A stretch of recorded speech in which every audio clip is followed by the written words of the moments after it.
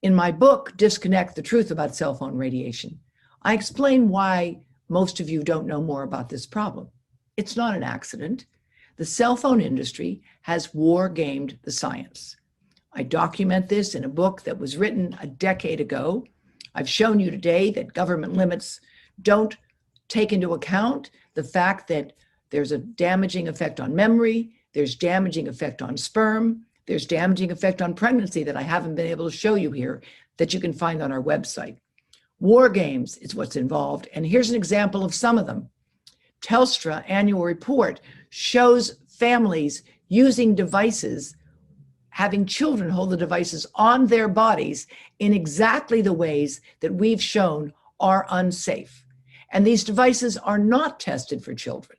They're tested with a 220-pound guy, and none of them tells you that they're not really safe for children close to their bodies, although many governments are now issuing warnings about that, including the government of France and Belgium and Israel, which point out that these devices should never be kept close to the bodies of children. And yet we have the marketing of the devices with no awareness of the need to protect children.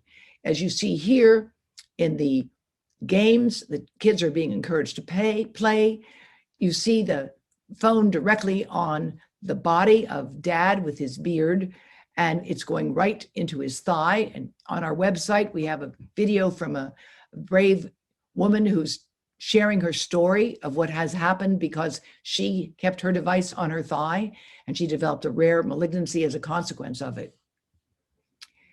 This is the marketing that's going on. For Christmas, after all, that is a young toddler with a virtual reality headset on their brain, putting that radiation right into their thinner skulls and rapidly growing brain cells.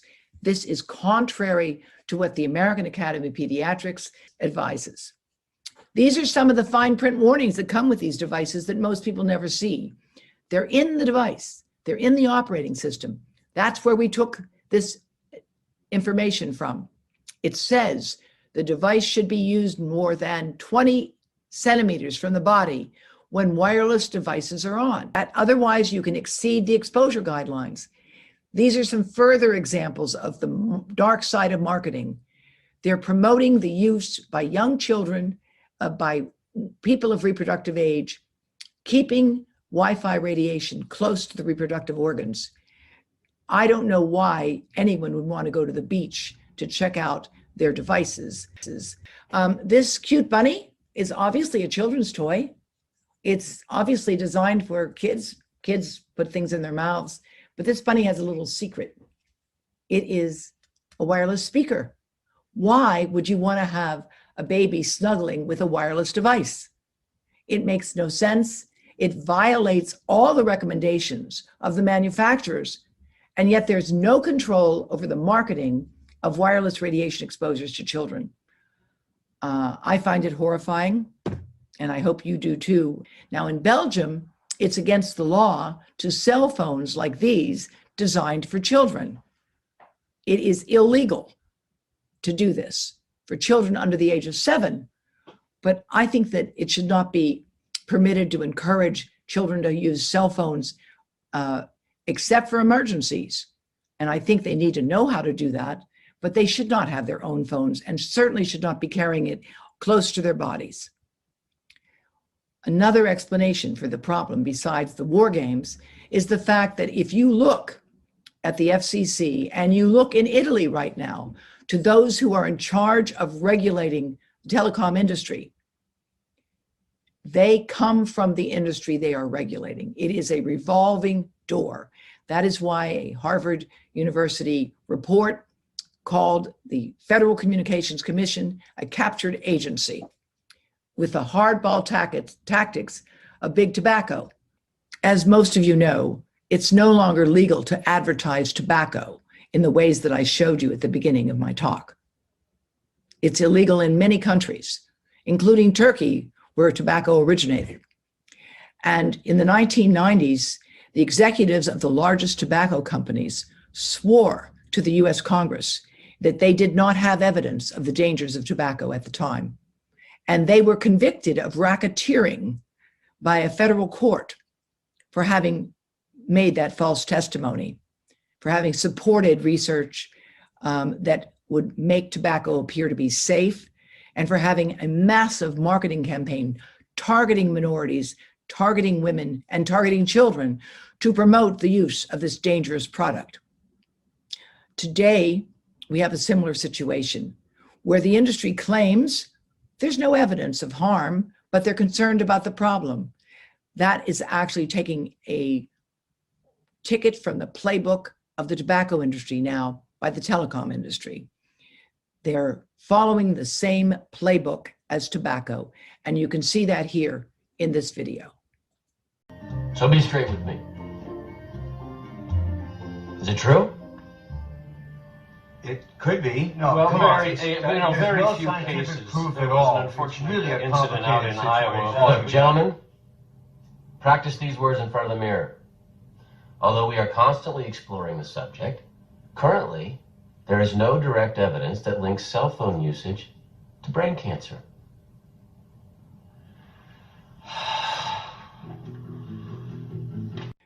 And that has been the exact model for the cell phone industry. They say we need more research, and yet there's no research funded.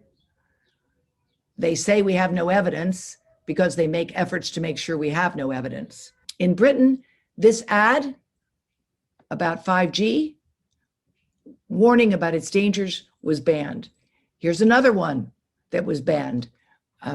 We at Environmental Health Trust have worked with Radiation Research Trust. They've developed a lot of these ads, brilliant work. And yet what happened when they put these up in the loo, in the public toilets, these ads, they were told they had to pull. Here's another one.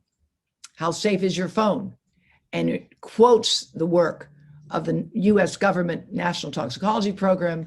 It shows in the apps all of the different things that have been documented. It's a very high quality, excellent ad. And if you want to show it or share it, please do so, but know that this has been banned in Britain. Environmental Health Trust has been working with parents and teachers and citizen groups around the world to promote safer technology for children. They're very simple things you can do. Make sure that children only use wireless devices when they're disconnected from the internet, disconnected from Bluetooth and Wi-Fi off. Make sure that children know that a cell phone is not a toy, and do not give wireless devices to children to play with so long as they're connected to anything emitting radiation. We are working with schools in England and around the world that are promoting wired technology for educational purposes. We recognize children need to learn how to use the digital world, but we want them to do it in a more safe manner. We want them to know that when there are only 1 or 2 bars on a device, you should never use it unless it's an emergency, because the device will issue even more radiation in an effort to reach the signal. We want them to know that these devices should never be carried on the body, because the closer a device is to the body, the more radiation will get into the body. And we know definitely that children's brains are growing so rapidly that they need protection from seat belts, airbags, bike helmets, all of these things we protect our children with. We have to also protect them from microwave radiation from these devices. Tablets are called tablets because they belong on tables. They do not belong on our bodies or the bodies of children.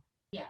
If you want to watch a movie or some other thing on your device with a child, for yourself, make sure you download it first, disconnect from Wi-Fi, disconnect from Bluetooth, and then watch whatever you're trying to see.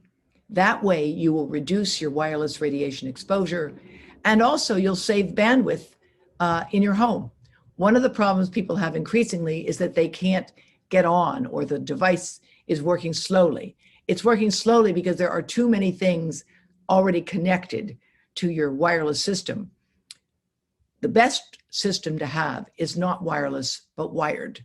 That involves cabling that is very simple to install with a direct wire net cable into your router. If you cannot easily do that, then please download what you want and then disconnect from the internet, from Wi-Fi and Bluetooth, so that you can safely watch whatever you're trying to see. And I look forward to working with you as we develop more powerful ways to show people what we know now and what we need to do to ensure that our children grow up in a healthier and safer future. Thank you. Did you know That cell phone, the one in your pocket, emits radio frequency radiation. As long as your phone's turned on, even if you're not talking or texting. the American Academy of Pediatrics in over a dozen countries recommends reducing children's exposure to wireless radiation? When using a cell phone, I always keep it away from my body. I use speakerphone or a headset like this. To stop microwave exposure, I put my phone on airplane mode and turn off Wi-Fi and Bluetooth function. I hold the phone at a distance and make sure it's not touching my body. Cell phones are not toys. Children's brains and bodies are still developing and are vulnerable to wireless radiation. Practice safe and responsible habits with yourself and your children. When using the computer, I always try to make sure my connection is corded, not wireless. Remember not to use your cell phone in the car. The phone works at higher power in metal surroundings and bounces around, increasing your family's radiation exposure. For their safety, For your safety, Because children are more vulnerable. remind them. Remind yourself. To limit your microwave radiation exposures.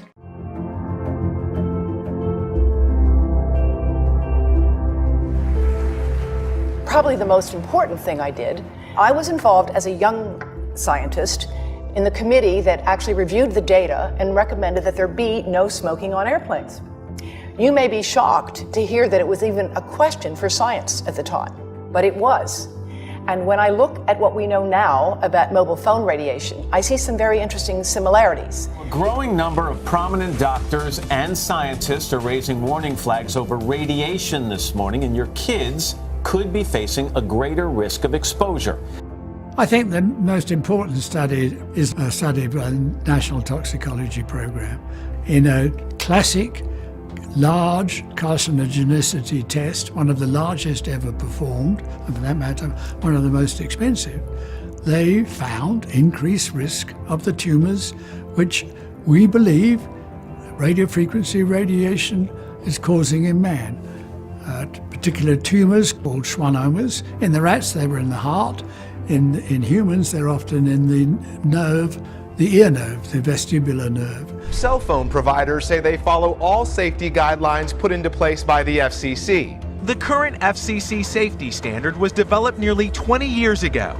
The manufacturers actually tell people in the instruction manual, which I've never read, not to put the cell phone against your ear. It does say exactly that. There's the BlackBerry, for example, warns to keep your phone at least 0.98 inches away from the body when transmitting. With an iPhone, for example, it's 5/8 of an inch. At this point, the evidence has become sufficiently strong that cell phone radiation is a human carcinogen.